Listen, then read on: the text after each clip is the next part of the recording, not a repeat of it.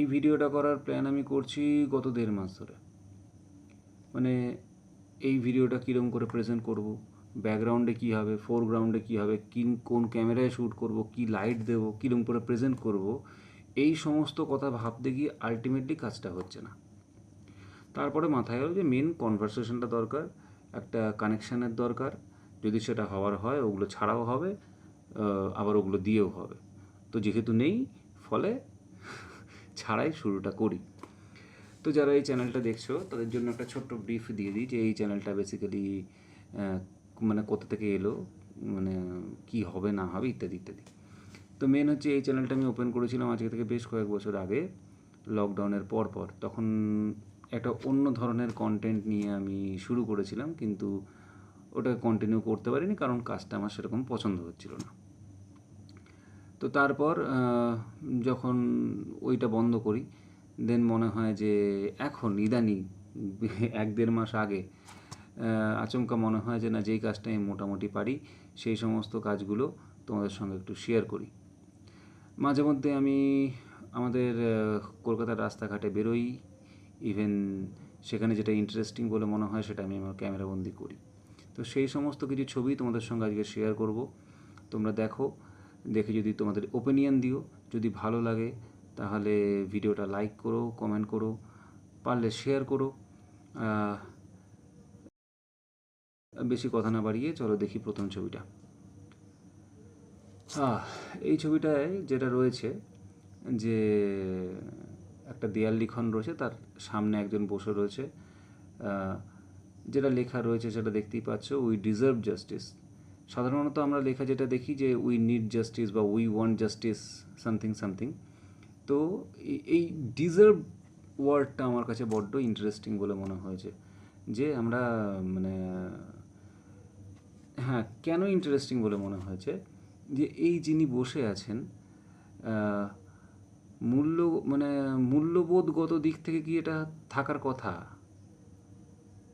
ওই জন্য আমার কাছে এই ডিজার্ভের সঙ্গে এই লোকটার যে লাইফটা, এটা খুব রিলেট করেছে বলে আমার মনে হয়েছে এই ছবিতে। তো ওইটাকে আমি ওই জন্য এই ছবিটাকে ওই জন্য রেখেছি, যে আমি ইন্টারেস্টিং এই জন্য রেখেছি। তারপরের ছবিটা, এটা হচ্ছে, এটা খুব সিম্পল একটা ছবি, যে একজন ট্রাফিক পুলিশ, সে ট্রাফিক কন্ট্রোল করছে। আমি এখানকার যে বাস টাসগুলো রয়েছে সেগুলোর মধ্যে একটা মোমেন্টাম রাখার চেষ্টা করেছি। স্লো শটার, এটা যারা কাজ করো, যারা ফটোগ্রাফি করো তারা এটা জানো, এটা স্লো শটারের মাধ্যমে। তো এটাই, এর বিরুদ্ধে বিশেষ কিছু নেই, একটা জাস্ট মোমেন্ট ক্যাপচার। তারপরের ছবিটা, তারপরের ছবিটা হচ্ছে যে একটি বাচ্চার ছবি, যার ব্যাকগ্রাউন্ডে রয়েছে একটা আলোর বোকে, আর তার সঙ্গে ছেলেটি দাঁড়িয়ে আছে।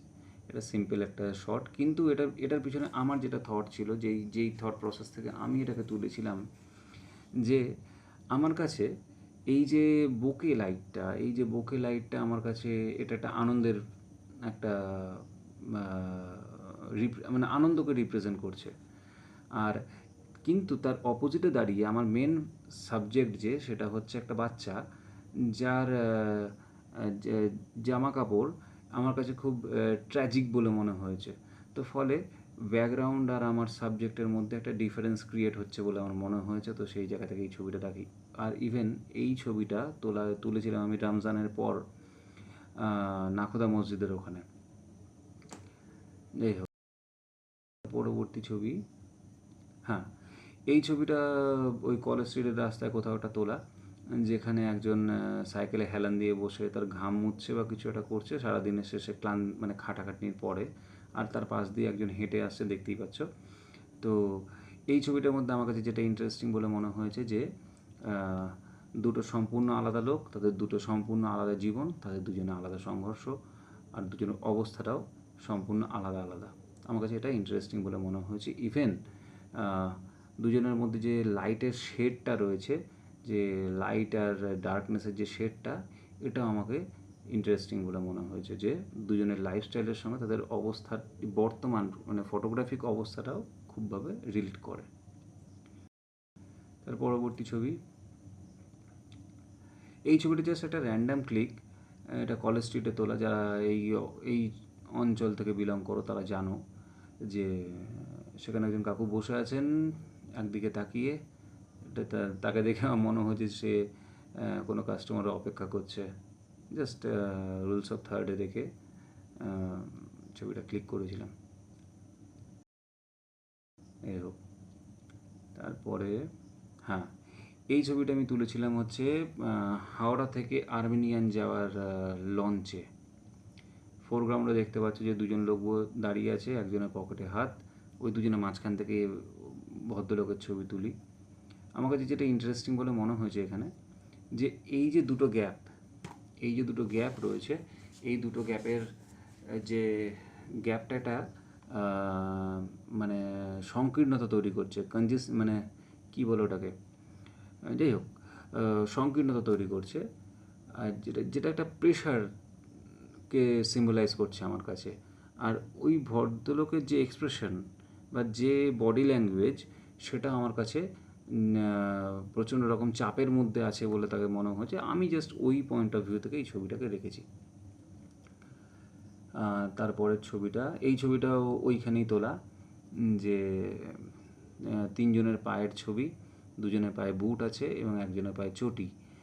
আর এটা তুলেছিলাম যে এই পয়েন্ট অফ ভিউ থেকে, যে আমাদের সোসাইটিতে মানে সো কল্ড এক ধরনের ভাবনা চিন্তা চলে যে স্যুটেড বুটেড মানে উচ্চবৃত্ত এবং একটা প্রসপারিটির লক্ষণ, আর তার সঙ্গে চটি, যেটা একটা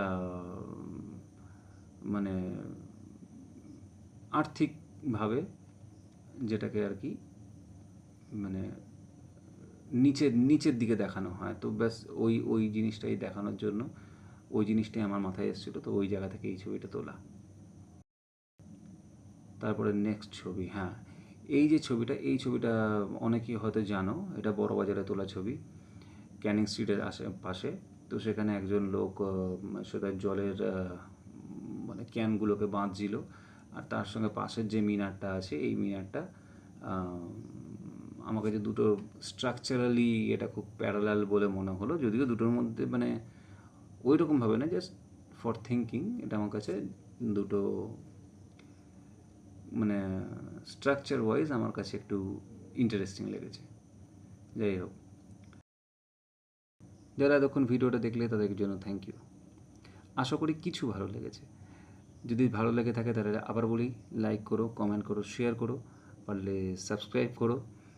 আর এই ভিডিও শেষে পুরো জিনিসটা মিটে গেলে আমি একটা ছবি আপলোড করব, যেটা দেখে তোমাদের কি মনে হয় সেটা তোমরা লেখো। ওটার কোনো ব্যাখ্যা আমি দিচ্ছি না, যে আমি কি বলতে চেয়েছি সেই ছবিটার মাধ্যমে, সেটা আমাকে কমেন্ট বক্সে জানিও। আর ভালো কথা, তোমরা কে কোথা থেকে দেখছো সেটা জানিও। আর সঙ্গে থেকো, দেখা হবে পরের ভিডিওতে। টাটা।